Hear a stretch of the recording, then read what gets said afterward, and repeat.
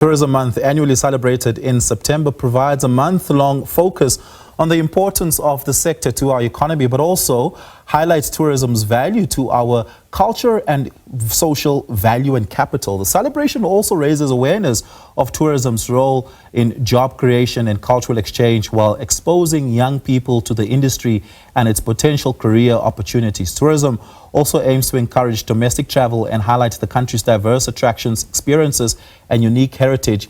With all campaigns and discounts, locals can experience destinations that might otherwise be too costly, with thousands of tourists flocking to the Namaqualand in the Northern Cape to experience the bloom of the Namaqualand daisies, while others look forward to the upcoming Sandparks free entrance to day visitor offers during SA National Parks Week, which is an annual event that allows South Africans to explore their natural heritage free of charge for a day visit. For more on this, we now joined in studio by Thandiwe Mathibela from Tourism South Africa, Head of PR. Thandiwe, I've done the Sandparks free entry. I've done Table Mountain, I've done the Kruger, and I've done this beautiful hiking trail in the wilderness, right, in the garden route to Sandparks Park, one of the most beautiful experiences that you'll ever experience in South Africa. And it's great and all, but it's still expensive to be a South African tourist in South Africa. How are you making it cheaper for us? Firstly, congratulations for having done so many experiences. That's not the average South African. Well, it's free. I couldn't say no. So what is also just important for me to tell you is that between the 8th and the 14th of September, South African Tourism is actually running a campaign called the Short Left Travel Week, where we actually call it the South African Sale. So all South Africans, if you're South African, you can actually log on to www.shortleft.co.za. You'll be able to access discounts up until 50%. You can only go into the website from the 8th to the 14th of September to actually access those deals. But throughout the whole year, the Short Left campaign has got deals for everyone. What are you everyone. getting discounts on? Anything. So we have partnered with our tourism sector, so from airlines to experiences to hiking trails. So we have had the sector from various provinces actually come up and give various tourism experiences on offer. Yeah, and of course this is then important to get out to South Africans to say, here are the opportunities, travel more, experience your country more. But South Africans really only think about maybe 2-3 places they could go to on holiday. It's either you go to Cape Town, you go to Durban, or you experience part of the Eastern Cape. It is these small dorpies along Mpumalanga, Limpopo, and the Free State that are often forgotten about, that aren't reaping much of those discount dividends. How do we get more South Africans to experience the lesser known places? Actually, I must tell you that 14.8% is the increase that we've seen in the number of trips, total trips that have been taken by South Africans. And we've actually seen an increase in the shorter trips, which means that South Africans are actually starting to explore their own backyard. And these have contributed about 15 billion to the South African economy. So we really have got to thank each and every South African that has taken the trip. But how we are actually encouraging South Africans to actually explore their country is even through the initiatives that you talked about in your introduction, the Sandparks Week. So we're actually where we're saying, look, you can go and experience the Sandparks and then you can come back later for you and your family to enjoy. We've also got a lot of deals, like I said, through our Short Left campaign. We've got the campaign called It's Your Country, enjoy it, because there's nothing more fun than a Short Left. And when you go into our Short Left website, you really can access great deals. Yeah.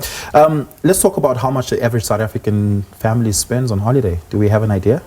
Actually, I don't have that number with me now, but we do know that South Africans do actually spend a considerable amount visiting family and friends. And also while they're visiting family and friends, they then tend to actually take part in tourism experiences. And also remember that people then get to go to the restaurants, and then once in a while they book a hotel, and all those actually contribute to the economy. Yeah. Job creation is a real, metric for the tourism sector. And the more we spend, the more the sector is able to employ. Yeah. Have we seen an uptick comparable to that 14.8% uptick in local tourism? Have we seen an uptick in the amount of jobs created in the sector? What we do know is that from a domestic perspective, since COVID-19, we've way recovered. So which means that our sector is actually benefiting more from the tourism, that people are actually having in terms of South Africans as well. But the number of jobs is slowly also gradually increasing, because remember also that as more people that are coming from different countries come to South Africa, they actually get to contribute to our economy economy, and we're able to absorb more people into the sector. But over and above that, we've seen through government and private sector a lot of initiatives that have been created to make sure that we absorb more people into the job market in tourism. For an example, the Tourism Grading Council of South Africa has got what we call the Basic Quality Verification Program.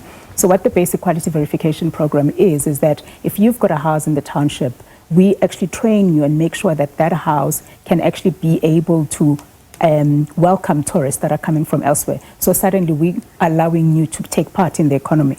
You then hire other people. Perhaps you hire somebody that's got a garden patch. They then actually, offer food for the establishment that you've got, and that's how it goes. So between government and the private sector, we've really ensured that we partner up to open up those job opportunities. We've got a minute left, so I'm going to ask you to curate something for me between the days of the 8th to the 14th.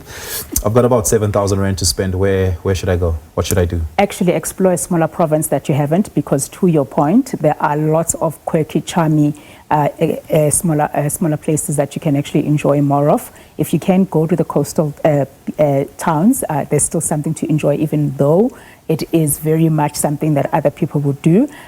Go somewhere where you can actually boost the local economy. Have a township experience. I know you might say, well, I'm from the township. Yeah, but that's why there's nothing to experience that I haven't experienced. No, have a township experience. Not only are you boosting, the economy, but you're also getting to experience it from a different lens altogether.